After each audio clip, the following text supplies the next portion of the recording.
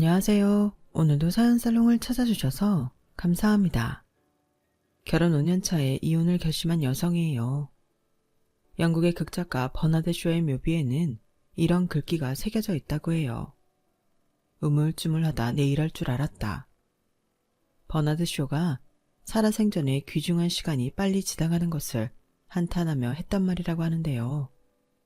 오늘따라 그 글귀가 평소와 다르게 느껴지네요. 그건 아마도 저 역시 지난 5년간 결혼 생활을 하면서 버나드 쇼와 같은 생각을 해왔기 때문이 아닐까 생각합니다. 사람은 의외로 자신과 다른 성격을 가진 사람한테 호감을 느낀다고 하잖아요. 제가 남편과 결혼을 하게 된 것도 어찌 보면 그런 이유 때문인 것 같습니다. 친구 소개로 처음 남편을 봤을 땐 솔직히 별로였어요. 사람이 낙천적인 건 좋은데 너무 대책 없이 긍정적인 데다 허황된 꿈에 사로잡혀 있는 게 한심해 보였거든요. 어릴 때부터 홀아버지 밑에서 빚에 쪼들려 살아온 탓에 일찍 세상을 알아버린 저로서는 구김살 없는 남편 성격이 부러워서 더 싫었는지 모르겠네요. 나는 온갖 오물을 다 뒤집어 쓰고 팍팍하게 살았는데 저 사람은 어쩌면 티끌 하나 묻지 않고 산 사람 같을까? 남편을 볼 때마다 가난했던 제 인생이 더 구질구질하게만 느껴지는 것 같았죠. 그래서 더 사납게 쏘아댔고 곁을 주지 않으려 밀어냈어요. 그러던 차에 같은 강의를 듣게 되면서 전보다 더 자주 보게 된 거예요. 전공 필수 과목이어서 다양한 과 학생들이 모여있는 수업이었죠.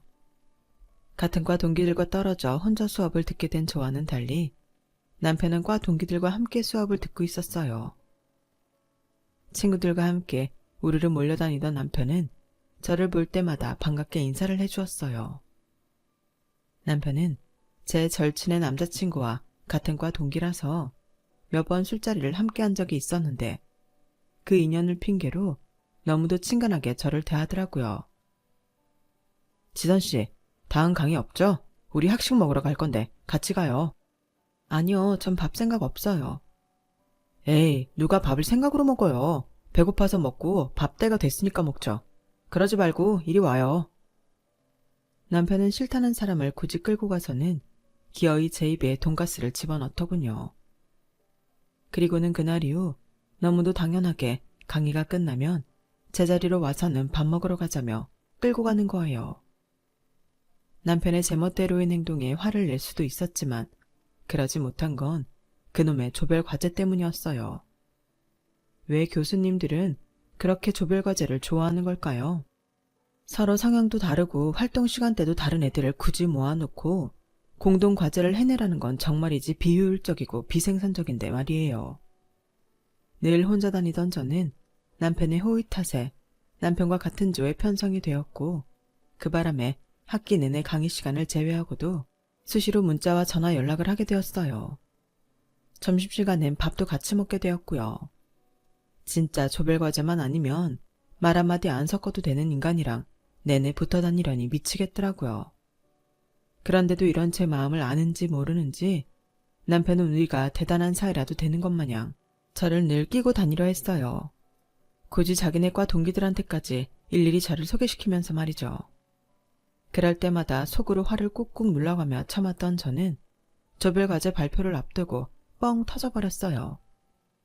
싫은 자리에 끌고 다니는 건 참을 수 있지만 성적과 관계된 과제를 미루는 건 참을 수 없었거든요.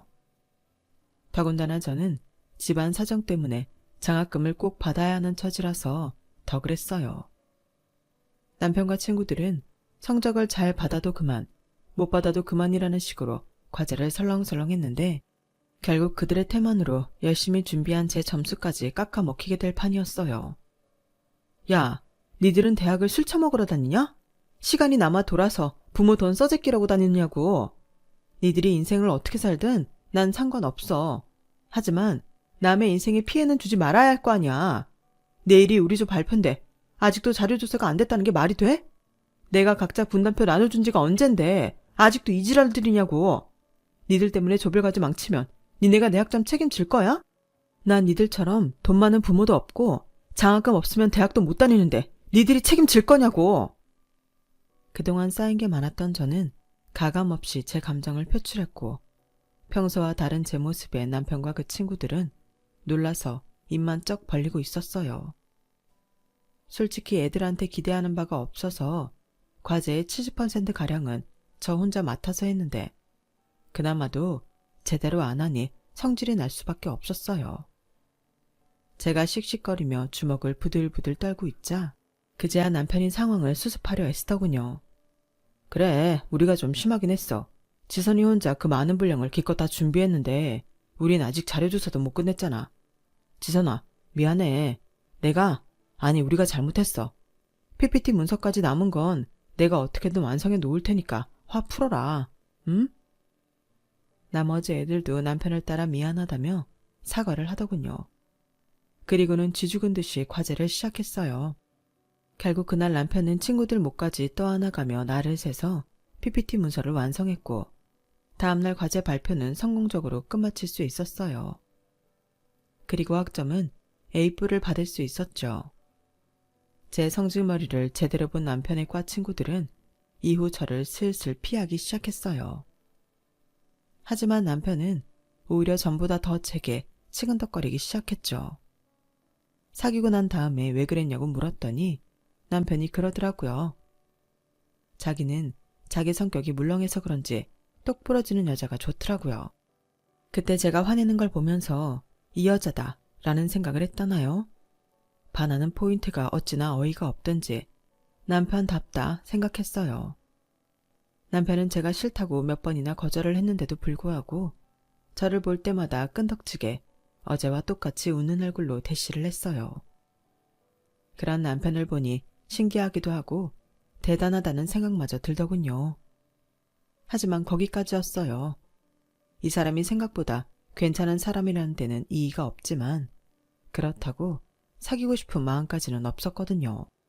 남편의 대시는 가을이 되어 온 캠퍼스가 축제로 들떠 있을 때까지도 이어졌어요. 저는 여전히 거절이었고요. 그러다 남편이 노선을 바꾸기 시작했어요. 애인이 될 수 없다면 친구라도 되자고요. 저야 뭐 나쁠 거 없었죠. 주변에선 남녀 사이에 친구가 어디냐고 했지만 우리는 그 후로도 10년 넘게 친구로 지냈어요. 하루는 군입대를 앞두고 남편이 그러더라고요. 친구하길 잘했다. 생각해봐. 나 군대 가고 나면 말이야. 여친은 고무신 거꾸로 씌울 수 있지만 적어도 친구는 그대로 남아있을 거 아냐. 아, 이걸 노리고 친구하자고 한 건 아니지만 결과적으로는 잘한 선택이었던 것 같아. 지선아, 면회 자주 와라. 아니, 너 알바해야 되니까 자주는 말고 2달에 한 번은 와라. 그 정도는 해줄 수 있지? 친구 사이에.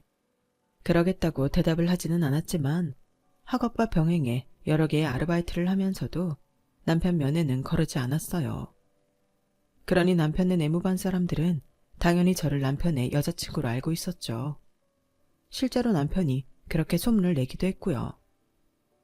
남편보다 2년 먼저 사회생활을 시작한 저는 첫 직장에서 만난 남자와 연애를 시작했어요.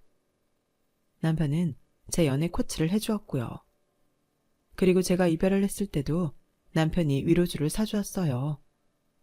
저 역시 남편이 여자친구가 생길 때마다 조언을 해주고 실연을 당했을 때는 위로주를 사주곤 했죠.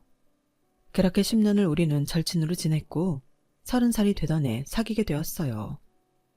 우리는 지난 10년 동안 서로에게 밑장 닦은 사이였기에 한편으로는 편하기도 했고 그러면서도 때때로 서로의 연애사가 장애물이 되기도 했어요. 야, 넌 전에 사귀던 여자들한테는 그렇게 매너 좋게 굴더니 나한테는 왜 이러냐? 넌 내가 만만해? 그건 내가 할 소리다. 너야말로 전에 사귀던 놈들한테는 그렇게 고분고분하고 여성스럽게 굴더니 나한테는 왜 이러냐? 네 눈엔 내가 남자로도 안 보이냐? 툭하면 이런 사소한 일로 싸우긴 했지만 화해도 빨랐어요. 남편이 먼저 고개를 숙이고 들어왔거든요. 그러면 저는 못 이기는 척 받아주곤 했고요. 그렇게 티격태격하면서 2년을 사귀었고 결혼까지 하게 되었어요. 사실 결혼을 결심하기까지 쉽지는 않았어요. 그건 혼자 남을 아빠 때문이었죠. 저희 아빠는 30대 초반부터 저를 혼자 키우셨어요. 아빠가 하시던 사업이 망하자 엄마가 이혼을 요구하셨고 남은 거라곤 빚밖에 없는 아빠한테 저를 떠넘기고 가버리셨거든요. 당시 초등학교 3학년이던 저는 하루아침에 변해버린 환경에 적응해야만 했어요. 그렇지 않으면 안 그래도 힘든 아빠가 더 힘들어하실 것 같았거든요. 그리고 또 하나, 혹시라도 아빠가 저를 버리지 않을까 하는 노파심 때문이었죠.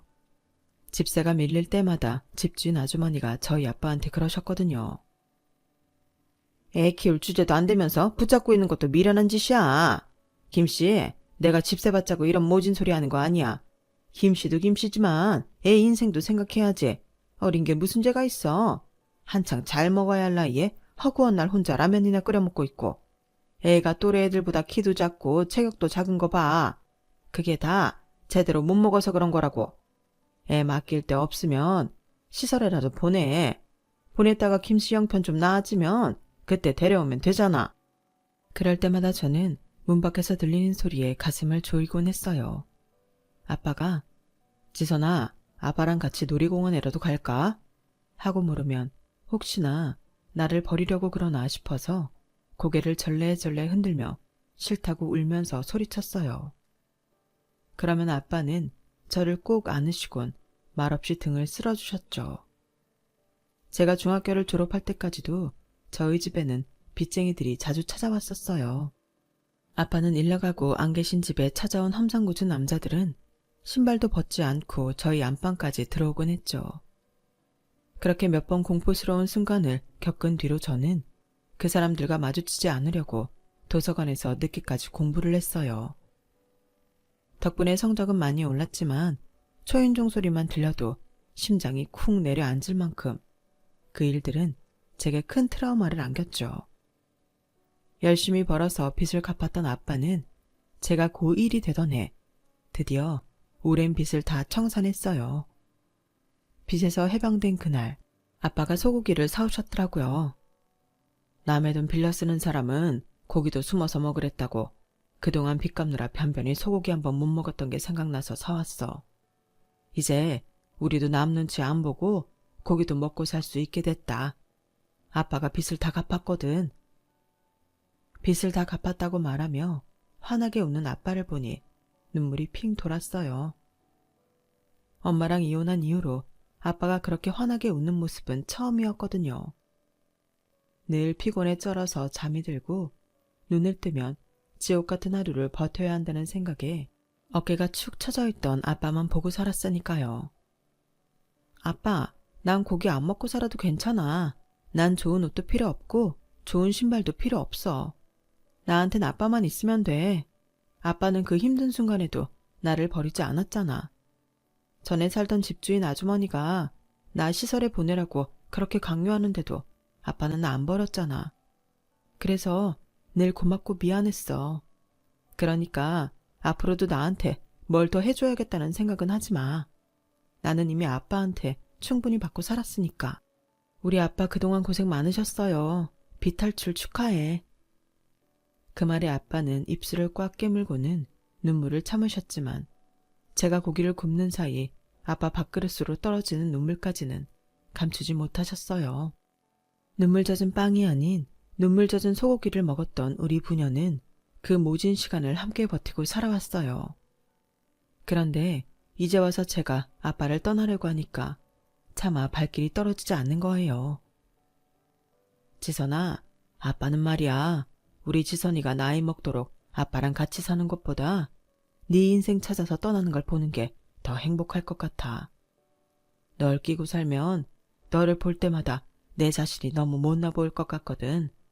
넌 아빠가 평생 자식 발목 잡았다는 죄책감을 떠안고 살길 바라니? 아니지? 시집 간다고 아빠랑 남이 되는 게 아니잖아. 여전히 나는 네 아빠고 넌 내 딸이야. 변하는 건 없어. 그러니까 아빠 걱정 말고 결혼해. 이 아빠를 위해서라도 행복하게 사는 모습 보여줘. 그게 자식으로서 네가 할 수 있는 최고의 효도야. 아빠는 당신 때문에 결혼을 망설이는 저를 달래주셨어요. 어릴 때부터 뭔가를 시작하기 전에 망설이느라 시간을 허비했던 저는 아빠의 응원을 받으며 결혼을 결심할 수 있었어요. 결혼 후 시부모님을 겪어보니 남편이 누구를 닮았는지 단번에 알겠더라고요. 시아버지도 그렇고 시어머니도 그렇고 다들 밝고 긍정적인 분들이었어요. 시댁 식구들은 늘 걱정을 달고 사는 저와는 완전히 다른 사람들이었죠. 그런데 긍정적인 면이 너무 지나쳐서 때로는 저를 힘들게도 했어요. 이를테면 이런 일들이었죠. 새아가, 내가 지금 어디 좀 나왔는데 여기서 홍삼 진액을 싸게 팔지 뭐니? 이게 못해도 한 병에 10만 원은 한 건데 5병 사면 30만 원에 준다는 거야. 그래서 말인데 너 현금 좀 있니? 있으면 내가 불러주는 계좌로 돈 좀 붙여라. 어머님, 근데 그거 믿을만 한 거예요? 가격이 너무 싼 게 좀 이상해서요. 그리고 카드 결제를 하셔야 물건이 잘못됐을 때도 환불도 편한데 왜 현금 결제를 하세요? 현금으로 해야 싸게 준다잖니. 그리고 물건이 잘못될 게 뭐 있어? 다 아는 사람끼리 믿고 거래하는 건데. 예, 내가 문자로 계좌번호 넣어줄 테니까 바로 붙여라. 그렇게 산 홍삼 진액은 얼마 뒤 가짜로 판명됐어요. 홍삼 감미료가 들어있는 설탕물이었던 거죠. 물건을 판 사람은 일세로 매장을 빌려 며칠 장사를 하곤 바람처럼 사라져버렸죠. 카드 결제를 했다면 지급 정지를 신청할 수도 있는 일이었지만 현금으로 하는 바람에 그마저도 할 수 없게 되었죠. 그런데도 어머님은 설탕물이 몸에 나쁜 건 아니니까 됐다시며 홍삼 액이다 생각하고 드시겠다고 하더군요. 그런 어머님한테 제 돈 30만 원을 갚아달라고 말할 수가 없어서 그냥 포기했어요. 그런데 이런 일이 한두 번이 아니라는 게 문제였죠. 매번 사기를 당하시고도 살다 보면 그럴 수 있다고 훌훌 터시는데 그럴 때마다 저는 돈도 깨지고 문제 해결을 위해 신경까지 쓰게 되어서 이만저만 피곤한 게 아니었어요. 게다가 아버님은 어찌나 인생 한 방을 기대하시는지 툭하면 사고를 쳐서 큰 돈을 까먹게 일쑤였어요. 이번 일만 잘 되면 이라는 말로 저희 부부한테 빌려가신 돈도 1,000만 원가량 됐지만 아버님의 인생 한 방은 여전히 터지지 않았어요. 그런데 가만 보니 제 남편이 아버님의 이런 성향을 닮았더라고요. 한동안 코인 열풍이 불었을 때 남편이 저 몰래 코인에 손을 댔다가 수백만 원을 날린 적이 있었거든요. 미쳤어? 나랑 상의도 없이 그 큰 돈을 함부로 쓰면 어떡해? 미안해. 다들 코인으로 돈 좀 벌었다고 하니까 나도 가만히 있을 수가 있어야지. 아, 그게 그렇게 한 방에 훅 갈 줄 누가 알았겠어. 잘만 됐으면 이참에 회사도 때려치우고 인생 역전하는 건데. 한두 푼도 아니고 700이야. 그거 모으려면 얼마나 걸리는 줄이나 알아? 에이, 우리 아직 젊잖아. 실패도 젊을 때 해봐야지. 그래야 나이 들어서 그런 실수를 안 할 거 아냐. 인생 경험했다고 치자. 내가 앞으론 자기 몰래 딴짓 안 할게. 하지만 남편은 그 약속을 지키지 않았어요. 저 몰래 여전히 코인이며 주식에 손을 대고 있었거든요. 하지만 제가 그런 거에 질색하는 걸 아는 사람이라 저 모르게 숨기고 있었을 뿐이었죠. 그렇게 남편의 뒷주머니 사정을 까맣게 모르고 살던 어느 날이었어요. 아빠가 저한테 말도 없이 전화번호를 바꾸셨는지 통화가 안 되는 거예요. 그래서 집으로 찾아갔더니 이사를 하셨다더라고요. 왜 이제야 와? 아버지 이사 간 지 2주나 지났는데 그동안 아버지랑 연락도 안 해봤어. 이대란 회사 일이 바빠서 연락을 자주 못 드렸는데 며칠 전에 전화를 해보니까 없는 번호라고 나오더라고요. 아줌마, 혹시 저희 아빠 어디로 이사하셨는지 아세요? 나야 모르지. 이사 가던 날 사이가 와서 같이 이삿짐 날랐으니까 남편한테 물어보지 그래. 그 길로 바로 남편한테 전화를 했더니 자기가 이삿짐을 날라드린 건 맞는데 갑자기 회사에 일이 터져서 회사로 들어가는 바람에 어디로 이사를 하셨는지는 모른다고 하더라고요. 아니 그런 걸 왜 나한테 말을 안 해? 아빠가 이사를 하면 나한테 먼저 말을 했어야지. 나도 그러고 싶었지. 근데 장인어른이 너한테 말하지 말라고 하시더라고. 내 생각인데 여자가 생기신 게 아닐까 싶어. 두 분이 살림 합치시려고 너한테 말 않고 가신 거겠지. 암튼 아버님이 이사 마치고 정리 좀 되면 연락하신다고 했으니까 그때까지 기다려보자. 아무리 부녀지간이라지만 사생활이 있는 건데 너무 간섭하는 것도 안 좋아. 남편 말대로 아빠한테 여자가 생긴 거라면 더더욱 저한테 비밀로 하시면 안 되는 거라고 생각했어요. 제가 아무렴 아빠가 새 출발하시는 걸 말리겠어요. 지금까지 아빠가 저 하나 키우고 사시느라 얼마나 많은 희생을 하셨는지 누구보다 잘 아는 전걸요. 그래서 더 서운하고 속상했어요. 그 일이 있고 얼마 뒤 남편 말대로 아빠한테 전화가 왔어요. 그런데 번호를 보니까 공중전화더라고요. 아빠, 어디야? 왜 말도 없이 갑자기 이사를 간 거야? 딸, 아빠 때문에 걱정 많이 했구나. 집도 많이 낡았고 아빠 혼자 살기엔 집이 커서 이사를 했는데 하필 친구 놈이 다쳤다고 연락이 왔지 뭐냐. 그 놈 대신 일을 맡아 해야 돼서 이삿짐도 제대로 못 풀고 여기 와 있다. 이사하면 전화하려고 했는데 아빠가 너무 늦었지? 그럼 전화번호는 왜 바꿨어? 왜 바뀐 번호로 전화 안 하고 공중전화로 하는 거냐고. 여기가 워낙 외진 곳이라 전화가 안 터져. 여기 일 마치려면 서너 달은 더 있어야 하니까 집에 가면 바뀐 번호로 전화할게. 근데 지선아, 넌 별일 없지? 아빠는 이 와중에도 제 걱정부터 하셨어요. 그런 아빠한테 차마 여자가 생겼냐는 말은 못 물어보겠더라고요. 그래서 일단은 일주일에 한 번이라도 전화를 해달라는 말만 했어요. 그렇게 4개월 동안 아빠는 매주 공중전화로 제게 전화를 하셨어요.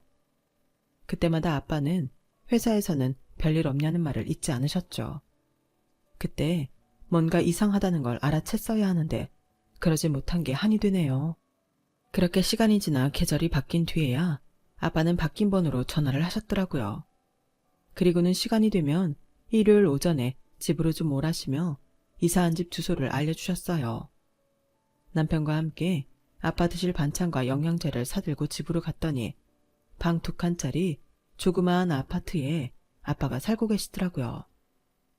아빠 혼자 사시기에 부족함이 없는 집이긴 했지만 서울 시내에 위치도 좋고 지은 지도 얼마 안 된 집 같아서 좀 의외였어요. 아무리 평수가 작아도 가격이 꽤 나갈 것 같았으니까요. 아빠, 이 집은 산 거야? 아니면 전세? 전세야. 혼자 살기 딱 적당하지? 깨끗하고 좋네. 근데 아빠, 웬일로 일요일에 집에서 쉬어? 이삿짐 나르는 일은 주말이 더 바쁘다고 평소엔 평일날 보자고 하더니. 아빠가 일을 좀 줄이려고. 나도 주말엔 좀 쉬고 싶어서. 그래야 우리 딸도 자주 보지. 잘 생각했네. 안 그래도 평일엔 시간 내기 힘들었는데. 그럼 앞으로는 토요일 밤에 와서 하루 자고 가야겠다. 오랜 시간 이삿짐 나르는 일을 하시느라 주말엔 거의 쉬신 적이 없던 아빠였기에 주말에 쉬시겠단 말이 그렇게 반가울 수가 없었어요. 생각 같아선 일을 그만두시라고 하고 싶지만 제가 생활비를 드릴 형편은 안 돼서 그 말까지는 할 수 없었어요. 아빠가 일도 줄었다니까 앞으로 내가 매달 용돈 좀 보내드릴게. 많이는 못 드리고 매달 30만 원씩. 그러나 아빠가 손사래를 치시며 됐다고 하시더라고요.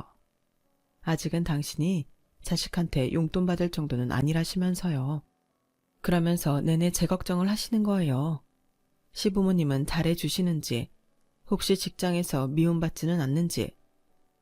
아빠, 저번에도 계속 그러더니 왜 그런 소리를 하는 거야?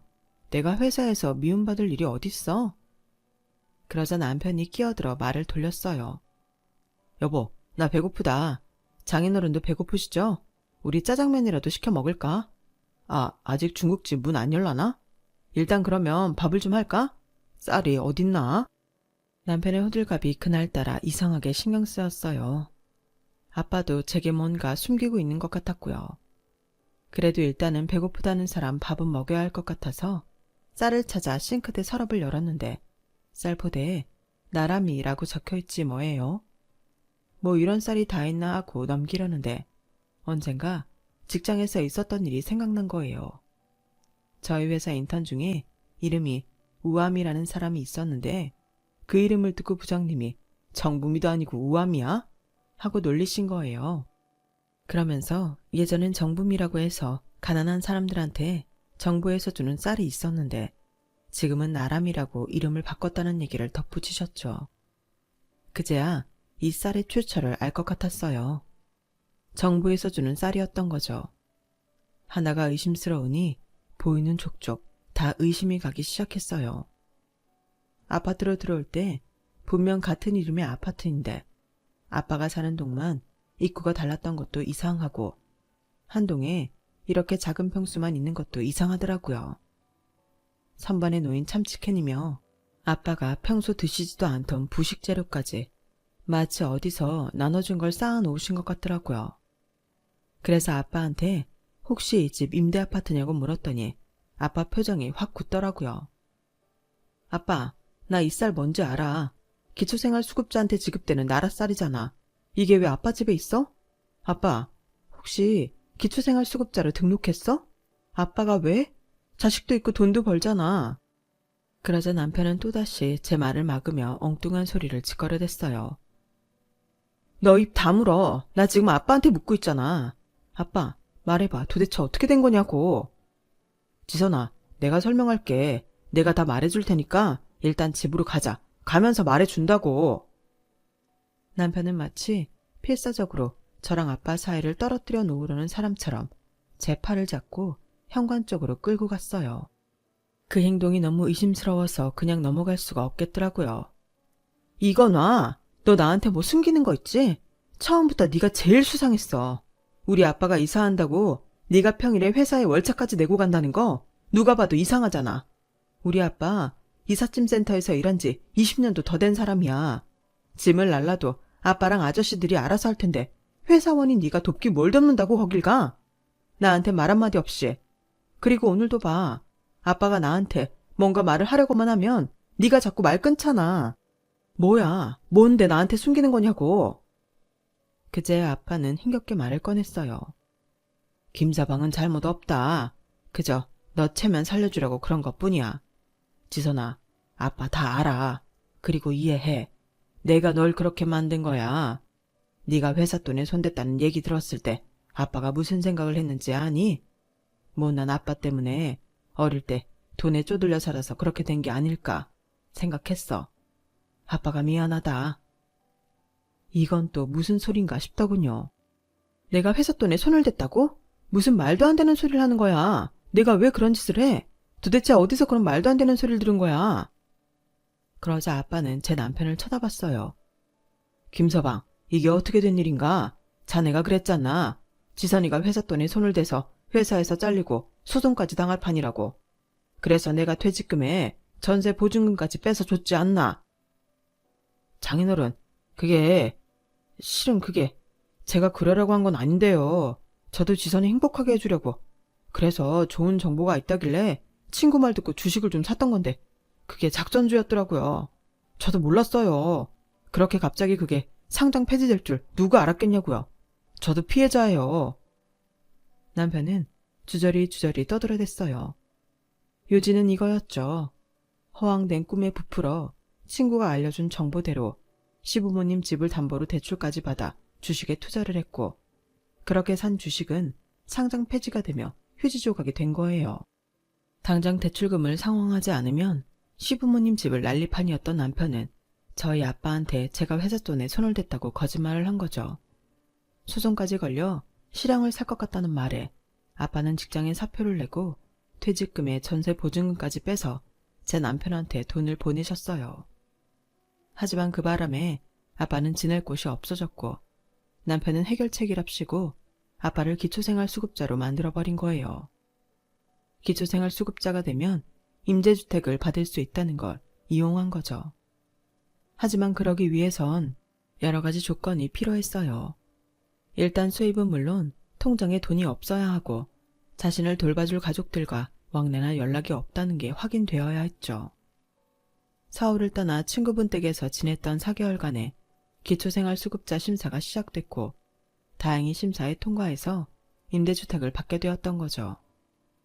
아빠는 수입이 잡히지 않도록 일당제로 이삿짐 나르는 일을 하시면서 얼마 안 되는 정부 보조금까지 매달 남편한테 보내셨더라고요. 그 돈은 남편이 또다시 주식을 하는데 고스란히 들어갔고요. 더 웃긴 건 뭔지 아세요? 아빠 앞으로 나온 나람이까지 지네 엄마한테 가져다 줬다는 거예요. 이런 개새끼야. 이러고도 네가 인간이야? 네가 뭐라고 우리 아빠를 이 지경을 만들어? 그럼 어떡해. 다 늙은 부모님 집 날리고 길바닥에 나 앉게. 그럴 수는 없잖아. 왜 안 되는데? 자식 그렇게 잘못 키웠으면 니네 부모가 책임질 수도 있는 거지. 왜 안 되냐고. 그럼 우리 아빠는 무슨 죄야? 왜 니놈이 싸지른 똥을 우리 아빠가 치우게 하냐고. 당장 되돌려 놔. 우리 아빠 인생 되돌려 놓으라고. 알았어. 내가 이번에 산 주식 한 방 터지면 다 갚아줄게. 이번엔 진짜 확실한 정보 듣고 산 거니까 제대로 한 방 터질 거야. 이런 상황에도 정신 못 차리고 주식 타령을 하는 남편을 보니 이 인간이 내가 아는 그 남자가 맞나 싶더라고요.